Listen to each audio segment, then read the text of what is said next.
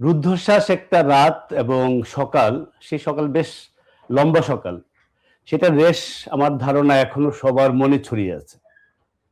England, Norway, Argentina, Switzerland শেষ দুটি quarter final. কালকে রাতে হয়েছে প্রথমটা, সকালে হয়েছে দ্বিতীয়টা। দুটি ম্যাচেই এত কি বলবো, আমি দারুণই বলি, মানে যদি আপনি ম্যাচের ফলাফল নিয়ে অনিশ্চয়তার কথা বলি, এটা যদি খেলার মূল কারণ, মূল বিষয় হয়ে থাকে যে কারা জিতবে আমরা বুঝতে পারছি না, সেদিক থেকে চিন্তা করলে দারুণ দুটো ম্যাচ হয়েছে। এই দুটো ম্যাচ নিয়ে কথা বলতেই আমি আবার আপনাদের সামনে এসেছি উৎপল শুভ্র বিশ্বকাপের আলোয় অনুষ্ঠানে। এবং একটু পার্থক্য হবে যে আমরা বলতাম না যে হয়ে যাওয়া ম্যাচ এবং হতে যাওয়া ম্যাচ, আজকে আমরা হতে যাওয়া ম্যাচ নিয়ে খুব বেশি কথা বলবো না। আমরা যখন ওই ম্যাচগুলো হবে দুটো সেমিফাইনাল, সেই দিনই আমরা এই ম্যাচ নিয়ে কথা বলবো। তো আজকে আমরা মূলত কথা বলবো ইংল্যান্ড, নরওয়ে এবং আর্জেন্টিনা, সুইজারল্যান্ড ম্যাচ নিয়ে। এটাই আমাদের আজকের বিষয়, যা নিয়ে বিশ্বকাপের আলোয়।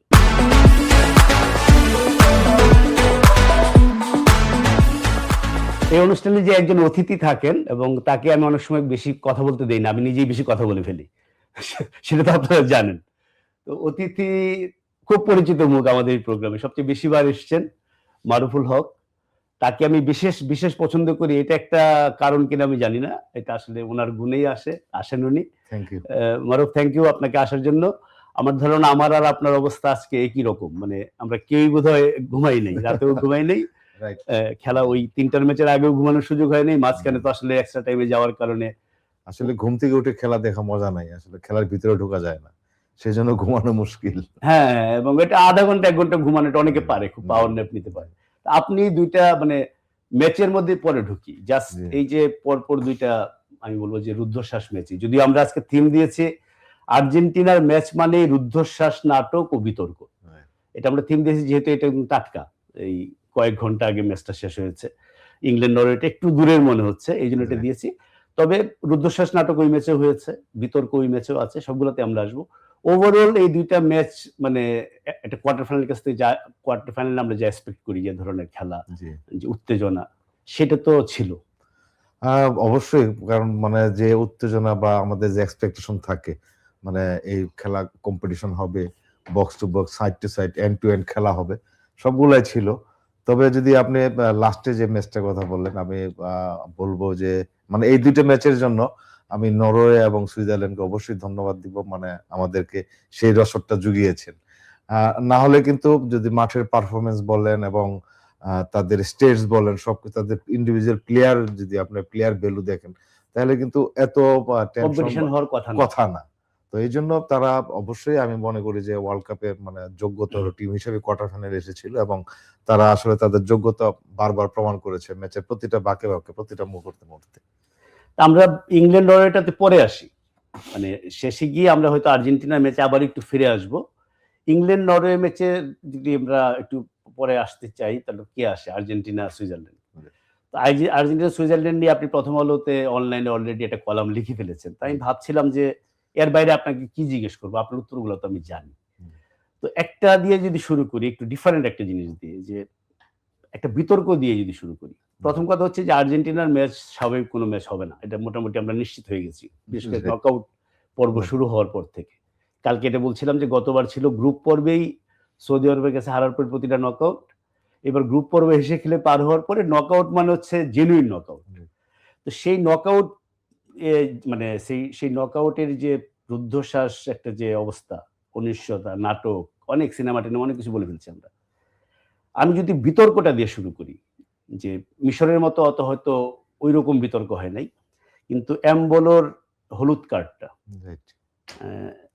এইটা নিয়ে যদি আপনি একটু বলেন। যে আমার নিজের একটা জাস্টই বলি, যে নর্মালি ডাইভ দেয় প্লেয়াররা বক্সের একটু বাইরে ফ্রি কিক পাওয়ার জন্য বা পেনাল্টি পাওয়ার জন্য, ওইখানে তার ডাইভ দিয়ে আসলে কি লাভ? এটা কি রেফারির যে ভুলটা ছিল, প্রথমেই হয়তো ফাউলটা না দিলে হয়তো, পারাদাসকে ভুল করে হলুদ কার্ড দেখানোর কারণে মিস্টেকেন আইডেন্টিটি চেক করতে গিয়ে বেচারা একটা দুর্ভাগ্যের শিকার হলো, এটা কি মনে হয় আপনার? আসলে তাই, কারণ এখানে প্লেয়াররা যেটাকে সিমুলেশন বলে, এটা মাঠের যেখানেই করুক আপনার সে ইয়েলো কার্ড পাবে, যেখানেই করুক, বক্সে করুক বা এখানেই করুক। কারণ এটা যদি ভার না থাকতো তাহলে একটা প্যারাডাইসের জন্য একটা মিস জাজমেন্ট ছিল, অন্যায় হতে তার হতো। ভার থাকাতে সে ওটা সেভ হয়ে গেছে, তার যে এখানে এটাকে বলে যে সে যে মানে প্রভোগ করেছে যে কার্ড দেওয়ার জন্য, এটা তার শাস্তির অবধারিত ছিল। এখানে আসলে মানে মানে আমরা যতটুকু জানি তার কান্নাতে আমাদের সিম্পেথি বোধ, কান্নাটা হয়তো আমাদের খারাপ লেগেছে, কিন্তু জি এটা কিছু করার নেই, এটা না, আইন। জাজমেন্ট চলে গেলে তখন আর কান্না করে লাভ নেই, তখন তো আসলে কান্না করে লাভ নেই। না, কিন্তু এটা কি ইন দ্য ফার্স্ট প্লেসেই পারাদাসের ভুলটা তো রেফারি, রেফারির ভুল, মানে রেফারি ভেবেছেন পারাদাস তাকে ধাক্কা দিয়ে ফেলে দিয়েছে, তাকে ফাউল করেছে, মানে সেটা করেননি। সোজা তার পায়ে হিট করেছে আর কি, যেটা। তো এইটা নিয়ে নরওয়ের প্রবল আপত্তি আছে, তারা মনে করে যে এটা হলুদ কার্ড হয় না, এটা রেফারির ভুলটা ঢাকার জন্য এই মানে ভিআর এই কাজটা করেছে। না, আমরা আসলে এটা সবসময় দেখে আসছি যে এরকম সিমুলেট করলে যা তাকে কাট পেতেই হবে, এটা সব জায়গায় হবে। এটা হয়তো তাদের এটা ভাবা হতেই পারে এরকম। এটা আমি আগে বললাম এই কারণে যে এত দারুণ একটা ম্যাচ হলো, মানে এমন একটা উত্তেজনা। এটা আগে বললাম এই কারণে যে আসলে খেলার মধ্যে না বিতর্ক নিয়ে কথা বলতে বেশিক্ষণ ভালো লাগে না, খেলা নিয়ে কথা বলতে ভালো লাগে। সৌন্দর্যটাই দেখা উচিত। হ্যাঁ, এই জন্য এই অংশটা আমি আগে শেষ করে ফেললাম, আমরা এখন পুরো ম্যাচের মধ্যে আসি। আপনি আজকে আপনার কলামে একটা টার্ম ব্যবহার করেছেন, হাই আপ মিরর শেপ। জি, তো এটা তো এক্স্যাক্টলি হচ্ছে অপোনেন্ট যে ফরমেশনে দাঁড়িয়েছে, আমার প্লেয়াররাও ঠিক সেই ফরমেশনে ওদের গায়ে গায়ে লেগে থাকবে, ওদের ছায়া হয়ে থাকবে। মিরর মানে হচ্ছে ওরা আয়নায় দেখবে যে এটাই তো আপনি বুঝেছেন। এটা একবারে আপনি যেটা একবার ক্লোজ না, এটা হলো মানে শ্যাডো মার্কিং আর কি। ওরা যেভাবে, কারণ স্পেসটা যেন না পায়, স্পেসটা যেন না পায়, কারণ দুইটা অফেন্স কিন্তু মানে ওই গোল কিক হওয়ার আগ পর্যন্ত ভিতরে ঢুকতে পারবে না 18 ইয়ার্স এর ভিতরে। তাহলে ওই শ্যাডোটা থাকে, শ্যাডোটাতে এই জন্য থাকে কারণ বল তো তখনও মানে স্ট্যাটিক, বল তখনও মুভ করে নাই, যেদিকে মুভ করে তখন ওখানে যায় ক্লোজ হয়ে যাবে। এইটা মানে আপনি মনে করেন যে আর্জেন্টিনার মতো দলের এগেইনস্টে যেটা বলছিলেন, অন পেপার তো নরওয়ে সুইজারল্যান্ড ডেফিনেটলি অনেক পিছিয়ে। রাইট। তো এটা তো একটা এইটাই কি মানে আপনি কি এটা মানে অনুমান করতে পেরেছিলেন যে সুইজারল্যান্ড হয়তো এটাতেই যাবে?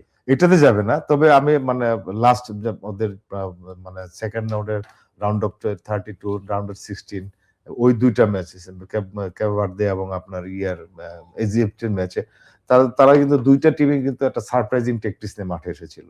তা আমি যেটা মানে আমার ধারণা ছিল যে অবশ্যই সুইজারল্যান্ড একটা সারপ্রাইজিং মানে স্ট্র্যাটেজি নিয়ে আসবে, ট্যাকটিক্স নিয়ে আসবে, এবং আমার কাছে মনে হচ্ছে যে এই মানে হাই আপ মিরর শেপটাই ছিল তাদের সারপ্রাইজিং এবং সাকসেসফুল। মানে আপনার মানে অনুমান ছিল যে তারা লো ব্লক মিডল ব্লক লাইনে হয়তো একটা সারপ্রাইজিং, যেটা মানে তারা কখনো করে না, অপোনেন্ট ভাবতে পারেনি যে তারা এই ধরনের এটা কিছু করবে। সেটাই, সেটা তো কার্যকর হয়ে গিয়েছিল বলা যায়। রাইট। কার্যকর মানে খুব ভালো হয়েছে। আপনি যদি দেখেন কিভাবে হয়েছে, যতক্ষণ এমবলে ছিল মানে ওরা 11v11 ছিল, ততক্ষণ পর্যন্ত সুইজারল্যান্ড ডমিনেট করেছে। সুইজারল্যান্ড ডোমিনেট সব ক্ষেত্রে, মানে বল, গোলে shoot, ball positioning, middle penetrating, wing penetrating, যা আছে একটা খেলা, যা ইভেন অ্যাটাকিং থার্ড পাস সবকিছু তাদের বেশি ছিল। তাই এই দিক দিয়ে বলা যাবে তারা সাকসেস ছিল। যদি আমি আর্জেন্টিনার কথা চিন্তা করি, তাহলে আপনার নরমালি আমরা আর্জেন্টিনাকে দেখেছি, আমি কিন্তু এখানে বসে 2-3 বার বলেছি যে আর্জেন্টিনা মিডফিল্ড ম্যাজিক মিডফিল্ড, মানে কোন টিমই তাদেরকে প্রেসিং করে রাখতে পারে না, হাই প্রেস করে রাখতে পারে না, বেরোয় আসে এনিহাউ। এটা হলো তাদের আপনার অ্যাঞ্জেলো ফার্নান্দেজ, তারপরে আপনার ম্যাকঅ্যালিস্টার এবং ডিপলের যাদের ইন্ডিভিজুয়াল স্কিলের জন্য বেরিয়ে আসতে পারতো।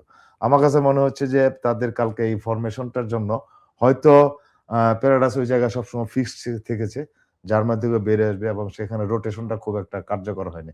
সেই জন্য বারবার কিন্তু ওরা যতগুলো বল পেয়েছে সবগুলো বলেই কিন্তু আপনার লম্বা খেলেছে আলভারেজের উদ্দেশ্যে, যেহেতু তারা মানে পাস খেলতে পারছে না, ওই যে আপনার মিরর শেপের জন্য। আচ্ছা, তার মানে তো সুইজারল্যান্ড মুরাত ইয়াকিন মানে কি বলবো যে এত হ্যান্ডসাম একটা লোক হলিউডে থাকা উচিত ছিল। রাইট, মানে তার স্ট্র্যাটেজি একদম সফল হয়েছে। না, তার যতগুলো রিসোর্স ছিল, হ্যান্ডস ছিল, মানে মাঠের যারা প্লেয়ার ছিল তাদের থেকে সে বেস্টটা নিতে পেরেছে। এবং যদি আপনি মনে করেন যে এই প্লেয়ারে যদি আপনার মানে এই প্লেয়ার না, মানে আর্জেন্টিনার কিছু প্লেয়ার, ফ্রান্সের, স্পেনের কিছু প্লেয়ার তার হাতে থাকতো, তাহলে আউটস্ট্যান্ডিং কিছু করতে পারতেন উনি। মানে কোচ হিসাবে কত ভালো এটা বুঝে, এবং তাদের দলের মেইন স্ট্রাইকার মানজাম্বি এই ম্যাচে খেলতে পারেননি। এটা যদি আমরা মাথায় রাখি, সুইজারল্যান্ড রিয়েলি মানে আপনি যেটা শুরুতেই বললেন, নরওয়ে মানে এই ম্যাচটা ভালো, এই দুটো ম্যাচ ভালো হওয়ার পিছনে আর্জেন্টিনা ইংল্যান্ড এক্সপেক্টেড যে তার ভালো খেলবে। যদিও ইংল্যান্ড আসলে আমার ধারণা মানে একদমই ইমপ্রেসিভ লাগে নাই আমার কাছে এই টুর্নামেন্টে। তো অন্য দুই দলটাই তো আসলে ওদেরই তো ছিল যে ওরা তাদেরকে ছাপিয়ে গিয়ে একটা খেলা খেলতে পারলে একটা ম্যাচ হবে, যেটা হয়েছে। একটু আমি দর্শককে যদি বলে নেই, এটা আপনারা অলরেডি জেনে গেছেন সকাল থেকে আমার ধারণা ঘাটাঘাটি করি, সেটা হচ্ছে যে ইন্টারেস্টিং কিছু জিনিস ঘটেছে এবার ওয়ার্ল্ড কাপে। এটা আপনাদের বলে নিচ্ছি এই কারণে, মারুফও শুনছেন, মারুফ তখন এটাতে যোগ দিবেন। যে এই ফার্স্ট টাইম ওয়ার্ল্ড কাপ ইতিহাসে র্যাঙ্কিং এর 1, 2, 3, 4 সেমিফাইনালে। মানে এটা খুবই রেয়ার। যদিও এবার ড্রটা এইভাবেই করা হয়েছিল যে এদের আগেই দেখা হয়ে যাওয়ার সম্ভাবনা কম ছিল। মানে ছিলই না আসলে। মানে যদি তারা তাদের পথে ঠিকমতো এগোতে পারে তাহলে 1, 2, 3, 4 সেমিফাইনাল খেলবে, সেটাই হচ্ছে। আরেকটা জিনিস হয়েছে যে 1970 এবং 1990 এই ২ টা বিশ্বকাপের পর এই প্রথম সেমিফাইনালে ৪ টা দলই এর আগে ওয়ার্ল্ড কাপ জিতেছে। মানে আমরা কোনো নতুন চ্যাম্পিয়ন পাচ্ছি না, দ্যাটস ফর সিওর। ৪ টা দলই ওয়ার্ল্ড কাপ জিতেছে এবং ওদের একাধিক জেতা তো আপনি জানেনই, আপনারা আর্জেন্টিনা ৩ বার জিতেছে। আর এইবার যদি এই রেকর্ডগুলো জাস্ট বলে নিলাম, এবং আপনি একটা প্রেডিকশন করেছিলেন যে এই যা হওয়ার তাই হবে, মানে অন পেপার যাদের জেতার কথা।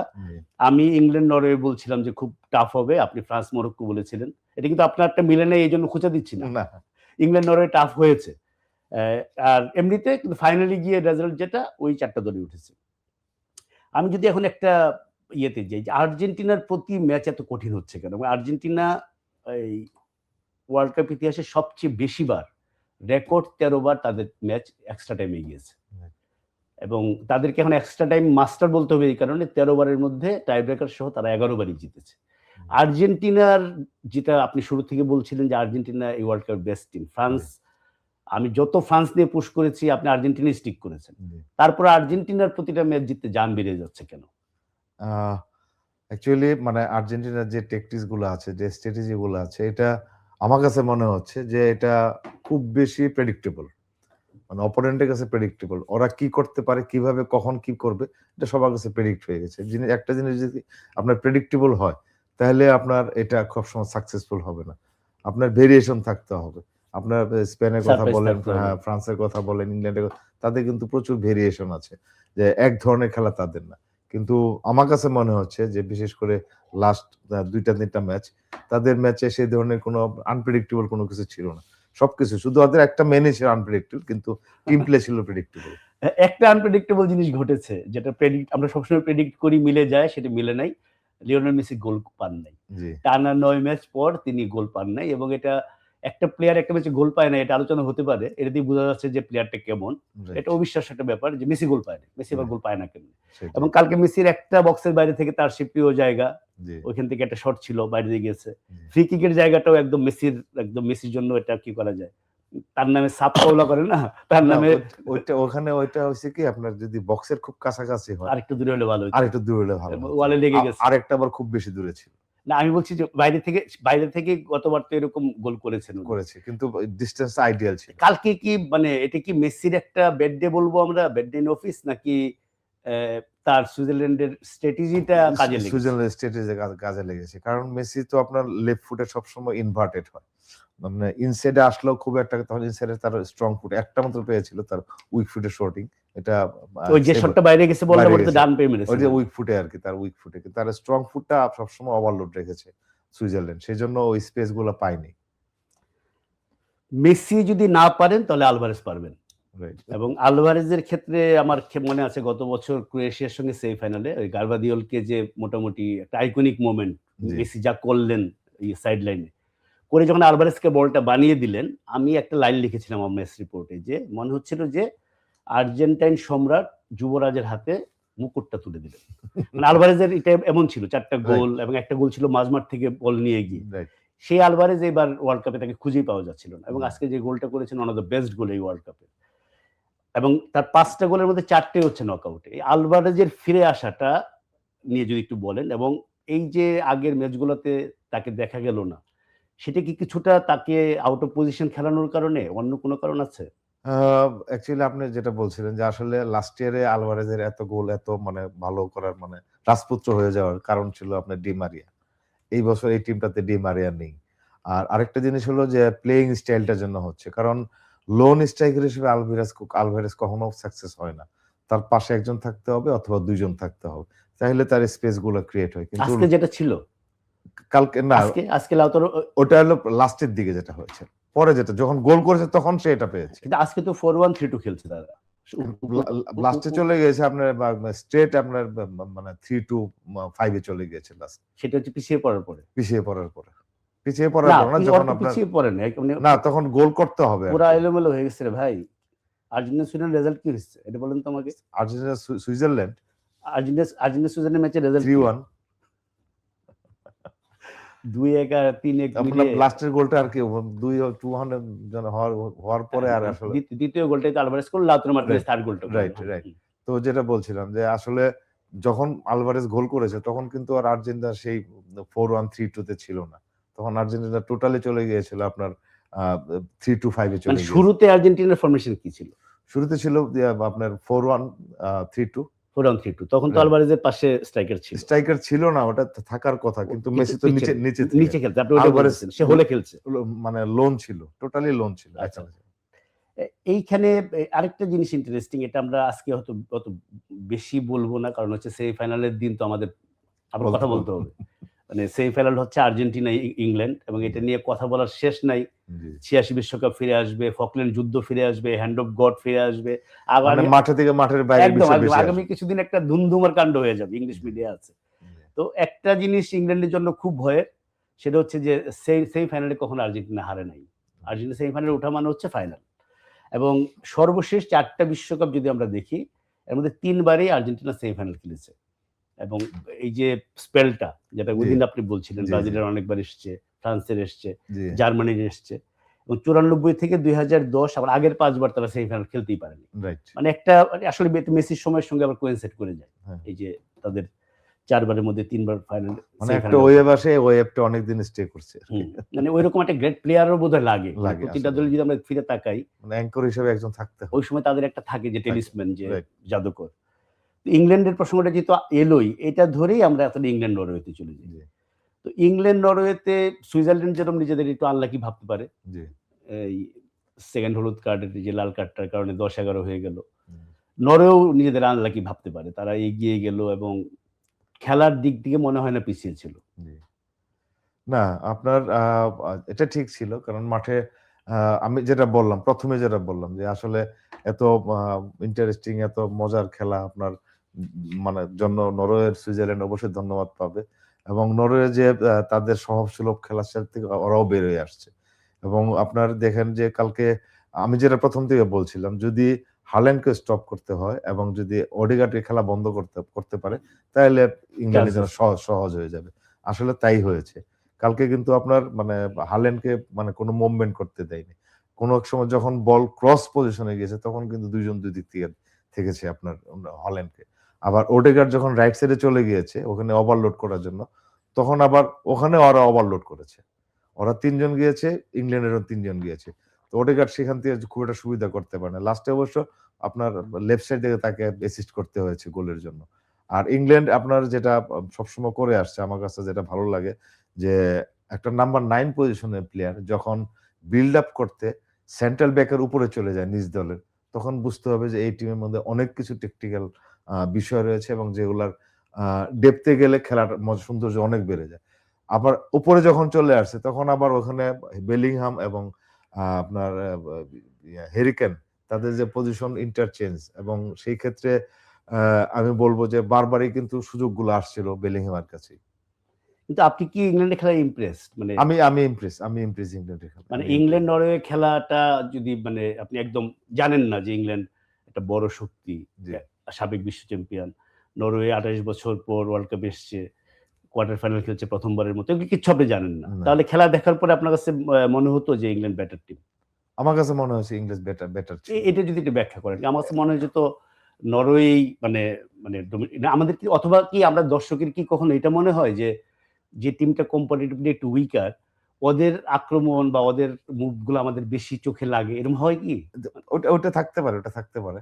আর যেটা হচ্ছে যে ইংল্যান্ড ব্যাটার, এই জন্য বলছি যে আপনার ইংল্যান্ড মানে মিডল পেনিট্রেট করতে পারে, দুইটা উইং পারে না। কালকের ম্যাচ করেছে, কালকে করেছে, কিন্তু আপনার সমস্যা হচ্ছে যে আপনার ওদের রাইট উইঙ্গার কে বাকায়োকা নাকি বুকায়ো সাকা, বুকায়ো সাকা না, সাকার আগে খেললো, কি এর নামটা এম দিয়ে কি যেন। আচ্ছা, যাই হোক, সে কিন্তু অনেকবার বল পেয়েছে, কিন্তু একবারও সে সাকসেস হতে পারে নাই। তো ওখানে যদি সাকা থাকতো প্রথম থেকে তাহলে কিন্তু খেলা তখন সাকাকে স্টার্ট করাচ্ছে না কেন? স্টার্ট করছে না। আপনার ওই যে ফ্রেশ লেগ ওই দিক দিয়ে আমরা টায়ার্ড করাবে, এটা একটা তার স্ট্র্যাটেজি, খুব কমন স্ট্র্যাটেজি এটা মনে হচ্ছে। আবার ওই দিক থেকে গর্ডনও কিন্তু বারবার উইং প্লে করেছে, কিন্তু অ্যান্থনি গর্ডন, হ্যাঁ উইং প্লে সাকসেস হতে পারে নাই, যদিও লাস্ট তার পাশে গোল না হয়েছে। আপনি বলছেন তো ইংল্যান্ডের অনেক কিছু সাকসেসফুল হয়নি, তাহলে ইংল্যান্ডকে আপনার ব্যাড টিম মনে হচ্ছে কেন? আপনি এবার ই করেন না, আমি যে না না আপনাকে না, আমি বলছি যে তাদের খেলার স্টাইলটা আজকে কি নরওয়ে কি মানে ওভারঅল কি মানে ইংল্যান্ডের চেয়ে বেটার খেলে নাই? আমার কাছে মনে হয় না, আপনার আমার মনে কাছে হয় মনে না? হয় না। মানে দেখতে মনে হতে পারে, কিন্তু আসলে টেকনিক আসলে না, কারণ যেভাবে ওরা বারবার সুইচ করেছে এবং আপনার পজিশন মিডফিল্ডে হোল্ড করেছে, আপনার কাছে মনে হচ্ছে ইংল্যান্ডের খেলাটা সবসময় ইংল্যান্ডের কন্ট্রোলে ছিল? কন্ট্রোলে ছিল, আচ্ছা। তারপরে নরওয়ে ফার্স্ট গোল করে, আন্দ্রেয়াস নামটা খুব ইন্টারেস্টিং, উচ্চারণ করা কঠিন, সেলডারাপ, এবং এটা তো মনে হয় ক্রস করতে গিয়েছিলেন, মানে অনুমান আর কি, যেটা কি আসলে উনি গোলে মেরেছিলেন না ক্রস? আমার কাছে মনে হয় গোলেই মেরেছে, গোলেই মেরেছিলেন, গোলেই না? মেরেছে, গোলেই মেরেছে। এবং তো দুর্দান্ত কারণ গোল এটা। ওখানে ক্রস করলে এত হাইট এবং এত ফোর্স থাকতো না। মিসকিউট ক্রস যদি হয়, মানে সে ক্রস করতে চেয়েছে, ক্রসটা ক্রসের মতো হয়নি, কিন্তু গোলের দিকে চলে গেছে। কিন্তু আপনি শিওর যে গোলে মেরেছে? আমি শিওর যে গোলে মেরেছে। আচ্ছা, তাহলে তো এটাও তো দুর্দান্ত একটা গোল। দুর্দান্ত অবশ্যই। তো এরপরে বেলিংহাম এই ওয়ার্ল্ড কাপে, হ্যারি কেইন কি আমরা সবাই জানি, এবং হ্যারি কেইনের এই সিজনটা, তার এত ভালো ভালো সিজন গেছে, তারপরেও এই সিজনটা প্রবাবলি তার বেস্ট এভার। সেখানে বেলিংহাম গত ওয়ার্ল্ড কাপে অনেক এক্সপেকটেশন ছিল তাকে নিয়ে। এই ওয়ার্ল্ড কাপে বেলিংহাম সত্যিকার অর্থেই নিজেকে চিনাচ্ছেন। 2টা গোলই তার, এক্সট্রা টাইমে এই ম্যাচও গেছে, এগুলো সবার জানা। আমি একটু হল্যান্ডে আসি, যে এই নরওয়ে টিমের মুখ হচ্ছে হল্যান্ড, এবং কালকের হল্যান্ড যে ইনএফেক্টিভ হয়ে থাকলো, এটা কি একটা কারণ যে ওদের সেন্ট্রাল ডিফেন্ডার 2 জন, জন স্টোনস এবং নিক ওরাইলি, ওরা সিটির টিমমেট। তো হল্যান্ডের মানে কারিগরি উস্তাদি দিনের পর দিন তারা দেখেছেন, এটি কি তাদের কিছুটা হেল্প করেছে? এটা হেল্প করেছে, তার থেকে বেশি হেল্প করেছে টোটাল ম্যাচে তাদের ফোকাসটা ছিল হল্যান্ডের উপরে। কারণ এখানে তো আপনার দাবার মতো, আপনি চাল দিবেন, পাল্টা চাল দিবে, এটা হবেই, মানে ওভার এন্ড ওরা একটা প্ল্যান করছে, হল্যান্ডেরও তো প্ল্যান আছে। তো ওই তাদের যেহেতু ফিনিশিং লাইনে ওখানে আপনার মানে ফিনিশিং টাচ বা ফিনিশিং লাইনে থাকতে হবে, সেখানে যদি আপনার সেন্ট্রাল ব্যাকরা যদি খুব বেশি ফোকাস থাকে, তাহলে কিন্তু একটা প্লেয়ারের প্রতি ওই প্লেয়ারটা যেন একটু কঠিনই হয়, যদি পিছন থেকে না আসে, ওই জায়গায় দাঁড়ায় আসলে স্পেস বের করা বা চান্স ক্রিয়েট করা কঠিন হয়। এবং আপনি দেখবেন যে হল্যান্ড কিন্তু 4-5 বার নিজের হাতে গিয়েছে বল কালেক্ট করতে, কিন্তু অশোকের গায়ে কিন্তু বারবার গিয়েছে এবং কোনো চান্স দেয়নি। ওটা তো আনইউজুয়াল, হল্যান্ড তো নরমালি বক্সে থাকে। আচ্ছা, আরেকটা হলো যে হল্যান্ডের জন্য এই ম্যাচটা খুব পেইনফুল করতে, যে একটা গোলও তো বাতিল হলো তার ফাউলের জন্য। ওটা তো ডেফিনিট ফাউল, আপনার বক্সের মধ্যে যদি আপনি ধাক্কা দেন, ওটা তো ফাউল, অবশ্যই ফাউল। আচ্ছা, যে ফাউলটা তারপরে কিন্তু দুইটা সে কানেক্ট করেছে, দুইটা কানেক্ট করেছে, একটা কিপার, দুইটাই কিপার সেভ করেছে, কিন্তু সেই কানেক্টটা বুঝতে হবে। যদি আপনি হেডে যখন উঠবেন, আপনি যদি মানে 10% আপনাকে যদি কেউ ডিস্টার্ব করে, তাহলে কিন্তু ফোর্সটা হবে না, পারফেকশনটা হবে না, মানে প্রেসিশনটা হবে না, এবং সেটাই কিন্তু আপনার স্টোনা গায়ে বারবার করেছে। ওই যাকে ধাক্কা দিয়ে তিনি ফেলে দিলেন, এলিয়ট হেন্ডারসন, সে মনে হয় সিটিতে যাচ্ছে, মনে শুনলাম, বললাম কোথাও। এই এলিয়ট হেন্ডারসন আবার আসছেন আমাদের আলোচনায়, কারণ এই ম্যাচে একটা বিতর্ক আছে, যে বেলিংহামের যে সমতাসূচক গোলটা, প্রথম গোলটা নরওয়ে 1-1 করলেন যখন, তখন নিউজিল্যান্ডের, আপনি তো অলরেডি জানেন, দর্শকও জানে হয়তো, যে নিউজিল্যান্ডের গোলকিকটা স্পাইডার ক্যামের যে কেবল আছে, কেবলে লেগেছিল। মানে এটা তো আমি দেখিনি, মানে টিভিতে দেখি নাই, এবং এটা পড়েছি, কেউই দেখছে বলে জানা যায় না। আমিও দেখিনি। হ্যাঁ, আপনিও দেখেন। ওই বলটা এলিয়ট অ্যান্ডারসনের পায়ে পড়ে, কেবলের লেগে, যেটা রিপোর্টেড আর কি। তারপরে 2টা পাস খেলার পরে বেলিংহাম গোলটা করে। তো ওই তারে লাগার পরে বল খেলার থেমে যাওয়ার কথা নিয়ম অনুযায়ী, বাইরের কোনো জিনিসে বল লাগলে একটা ড্রপ দিয়ে আবার শুরু হবে।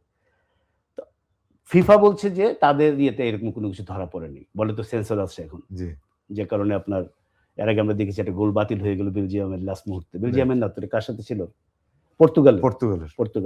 তো এটা আপনার কি ব্যাখ্যা? এটা কি আমি যতদূর জানি এখন তো রেফারি গায়ে বল লাগলে রেফারি আবার রিস্টার্ট করে। এটা যদি মানে পজিশন চেঞ্জ হয়ে যায়, আপনি বল খেলছেন আপনার টিমমেটকে, সেখানে রেফারি গায়ে লেগে যদি আমার কাছে চলে আসে, তাহলে সেটা আপনার অ্যাডভান্টেজ, সেটা ওয়ান ড্রপ দিয়ে আপনাকে দিবে। এটা আমি যতদূর জানি। আর এছাড়া রেফারি মাঠে যা কিছু সবকিছু খেলার পার্ট ধরে নেওয়া হয় মাঠের ভিতরে। গোল পোস্টে লেগে, কর্নার ফ্ল্যাগে লেগে কিন্তু বল চলে আসবে, এবং আমার কাছে যে আমি যেটা মনে করি স্পাইক এম আছে, ওখানে ওয়্যার আছে, এটা সবাই জানে, এটা মাঠের একটা অংশ। এখানে লেগে যদি না না না, এইখানে একটু আমি ইন্টারাপ্ট করি জি আপনাকে। গোল পোস্ট, গোলবার মাঠের অংশ, জি খেলার অংশ। কিন্তু এটা বলা আছে যে এটা প্রশ্ন হচ্ছে লেগেছে কি লাগে নাই। যদি লেগে থাকে ডেফিনিটলি এটা বাইরের অবজেক্ট। আচ্ছা, এবং তখন নিয়ম অনুযায়ী এটা হওয়ার কথা যে বলটা তাহলে আমার এই নিয়মটা জানা নেই লাস্ট আগে। যার পজিশনে ছিল তার ওই তা- বলটা ও- তার সামনে তা- ড্রপ দিয়ে তাকে দিয়ে দিবে। দিয়ে দিবে। এখন এখানে আলোচনাটা হচ্ছে যে ফিফা বলছে যে লাগে নাই, কারণ আমাদের বলে সেন্সর আছে, লাগলে আমরা টের পেতাম। কিন্তু নরওয়ে শিওর লেগেছে, তারা ম্যাচের পরে এটা নিয়ে কথা বলেছেন এবং ম্যাচ চলাকালীন হল্যান্ড কিন্তু এটা নিয়ে প্রোটেস্ট করেছেন, কিন্তু তারা তো দেখতে পেয়েছেন। তাহলে তো অবশ্যই এটার কোনো এভিডেন্স অবশ্যই আছে, এভিডেন্স অবশ্যই আছে। আমি এটা আসলে জানি না যে আসলে মানে কারণ এই স্পাইডার ক্যাম, কেবল এই জিনিসগুলোই তো নতুন, আমরা জানবো কিভাবে, বা বলের মধ্যে সেন্সর, এই জিনিসগুলো তো আমাদের জন্য একটা নতুন প্রযুক্তি। বলে সেন্সর আছে এটা আমরা জানি। এটা বলছি যে এইগুলো তো নতুন, এই ওয়ার্ল্ড কাপে ইন্ট্রোডিউস করা হলো। ওভারঅল একটা জিনিস তো বোধহয় আমরা বলতে পারি যে সেমিফাইনাল নিয়ে আমরা কথা যদি নাও বলি, জি। শুধু র্যাঙ্কিং 1 2 3 4 এটা দিয়ে হয়তো কিছুটা একটা প্রমাণ। এর বাইরেও প্রবাবলি বেস্ট 4টা দলই কি সেমিফাইনালে উঠলো। আমি আমি মনে করি বেস্ট 4টা দলই সেমিফাইনালে উঠছে। মানে এখানে আপনার মাঠের পারফরম্যান্স, আমি যেটা বারবার গুরুত্ব দিয়ে থাকি যে তাদের স্টেটস, তারপরে তাদের যা কিছু বলেন না কেন সবকিছু আমার কাছে মনে হয় যে 4টা মানে বেস্ট টিম সেমিফাইনালে আসছে। মানে অতীত ইতিহাস কি এসব ক্ষেত্রে বড় একটা প্রভাব ফেলে? ওয়ার্ল্ড কাপে আমরা যেটা দেখি যে ট্রেডিশনাল যারা পাওয়ার হাউস তারাই নরমালি প্রিভেল করে। এই যে নরওয়েকে আমরা হয়তো তাড়িয়ে দিচ্ছি, সুইজারল্যান্ডকে তাড়িয়ে দিচ্ছি, কেপ ভার্দেকে তাড়িয়ে দিচ্ছি, কিন্তু বেশিরভাগ সময় আপসেট হয়, কিন্তু বড় স্টেজে যখন একটা সময় একটা সীমা পর্যন্ত। হ্যাঁ, তারপরে দেখা যায় যে পাওয়ার হাউস যারা আছে, এটা কি প্লেয়ারদের ব্যাক অফ দ্য মাইন্ডে কাজ করে যে আমার দেশের এই ইতিহাস মুক্তমুখ, এটার ভিতরে তো তারা বড় হয়। এটা কাজ করে, এটা যে একবারে পুরাপুরি নিয়ামক সেটা আমি বলবো। মানে আমাদের দেশে যেরকম আবনি মোহাম্মদ বলি আমরা যে ওই জি, জার্সির একটা বাড়তি ওজন আছে। এটা পুরাপুরি না, এটার সঙ্গে অনেক কিছু আছে। এটা একটা কারণ হতে পারে প্লেয়ারদের মানে ইনার মোটিভেশনের জন্য এটা কাজ হতে পারে, কিন্তু অন্যান্য নিয়ামকগুলো খুব বেশি এখানে। মারুফ, আমরা এখন শেষ করব semifinal line up. Spain France প্রথম দিন 14 জুলাই আটলান্টাতে, প্রথম ম্যাচটা মনে হয় ডালাসে। পরের দিন হচ্ছে আর্জেন্টিনা ইংল্যান্ড, সেটা হবে আটলান্টায়। 19 জুলাই ফাইনাল। থার্ড ম্যাচ যেটা বিশ্বকাপের সবচেয়ে অপ্রয়োজনীয় ম্যাচ মনে করি আমি, সেটা যদি ধরি, বেদনাদায়ক ম্যাচ হচ্ছে এইবার হবে, কারণ হচ্ছে প্রতিটা দলই চ্যাম্পিয়ন হওয়ার স্বপ্ন দেখছে। অনেক সময় আছে যে সারপ্রাইজ, যে দলটা তুরস্ক একবার হয়েছিল, ক্রোয়েশিয়া একবার হয়েছিল, তারা যখন সেমিফাইনালে ওঠে তাদের জন্য থার্ড হওয়াটা অনেক ব্যাপার। কিন্তু ধরেন এই 4টা দলের মধ্যে যাদের খেলতে হবে থার্ড প্লেস, তাদের জন্য এটা খুব টাফ। ওইটা ধরলেও আমাদের মাত্র 4টা ম্যাচ আছে, বিশ্বকাপ প্রায় শেষ পর্যায়ে 104টা ম্যাচের মধ্যে 100টা শেষ হয়ে গেছে। ওভারঅল এই পর্যন্ত, মাঝখানে 2 দিন একটা দম নেওয়ার সময় আছে, আজকে আর কালকে খেলার নেই। আপনি যদি একটু এটা দিয়ে আমরা শেষ করি যে এই পর্যন্ত, এই 11 জুলাই থেকে আজকে 11 জুন থেকে আজকে 12 জুলাই, 1 মাসেরও বেশি হয়ে গেছে। ওভারঅল এই ওয়ার্ল্ড কাপটা কতটা উপভোগ্য হলো সেটা আমরা তো ফাইনালের পরে আরেকবার আলাপ করবো। এখন পর্যন্ত এই ওয়ার্ল্ড কাপটাকে রিভিউ করতে বলি যদি, আমি বলবো যে যদি লিগ পর্যায়ে মানে গ্রুপ পর্যায়ে দেখি, সেখানে খুব বেশি ম্যাচ কিন্তু আমাদেরকে, মানে খুব বেশি ম্যাচ বলে যদি আপনার সেখানে কতগুলো ম্যাচ ছিল, আপনার অনেক 72টা ম্যাচ ছিল সম্ভবত, ওখানে 72 ম্যাচ, 12টা গ্রুপ, হ্যাঁ 72টা ম্যাচ ছিল। সেখানে হয়তো 15-20টা ম্যাচ ছিল মানে মানে এক্সাইটিং এবং মানে যেটা আমরা দেখে মজা পাই এরকম। বাকি ম্যাচগুলো খুব একটা ছিল না। কিন্তু সেকেন্ড রাউন্ডে আমি মনে করি মানে রাউন্ড 32 সবগুলা ম্যাচে আমি মনে করি যে মানে ওয়ার্ল্ড কাপের মতো হয়েছে। কারণ ওখানে অনেক টিমের সাথে অনেক ডিসটেন্স খুব বেশি ছিল এবং কি হবে সেটা খুব বেশি অনুমান করা গিয়েছে। কিন্তু এই রাউন্ড 32, রাউন্ড 16 এবং কোয়ার্টার ফাইনালে অনুমান করা গেলেও কিন্তু মাঠে যায় সেটা অনেক সময় মিলে নাই। রেজাল্ট হয়তো মিলছে কিন্তু মাঠের পারফরমেন্স কখনো মিলে না। মানে সবকিছু মিলিয়ে আপনি বলবেন যে এটা মানে এই 48 দলের বিশ্বকাপের আইডিয়াটা মানে এক ধরনের ভিন্ডিকেটেড হয়েছে, যে না ইটস অলরাইট, হতে পারে। এটা হতে পারে কারণ এখানে আগে আমরা ভেবেছিলাম প্রচুর মিসম্যাচ হবে, একদম একতরফা ম্যাচ হবে, ওরকম তো হয়নি। আচ্ছা, তাহলে শেষ করি। সেমিফাইনালের দিন আমরা স্পেসিফিক সেমিফাইনালে কথা বলবো, ফ্রান্স স্পেন, আর্জেন্টিনা ইংল্যান্ড। এখন আপনাকে একটা প্রশ্ন দিয়ে শেষ করি, সেটা হচ্ছে যে গত বছর ফাইনাল খেলেছে আর্জেন্টিনা ফ্রান্স। তো ওয়ার্ল্ড কাপে আমরা লাস্ট পরপর 2টা ওয়ার্ল্ড কাপে ফাইনাল খেলতে দেখেছি ওয়েস্ট জার্মানি এবং আর্জেন্টিনাকে, 1986 1990। তখন তো আমরা তরুণ নাকি? জি। অনেক ইয়াং জেনারেশনের দেখে নেই, আমরা তো তখন খুবই তরুণ। আহ, এইবারও কি লাইকলি লাইন আপ সেটা? এটা বলে আপনি শেষ করেন। আমার কাছে মনে হয় না। আপনার কাছে সেটা মনে হচ্ছে মনে না? হচ্ছে না। আপনার আপনার পিক কে তাহলে এটা বলি। ওইদিন হয়তো আমরা স্পেসিফিক ওই ম্যাচ ধরে কথা বলব। ফ্রান্সের স্ট্রেংথ কি, স্পেনের কি, জি। আর্জেন্টিনার কি, ইংল্যান্ডের কি।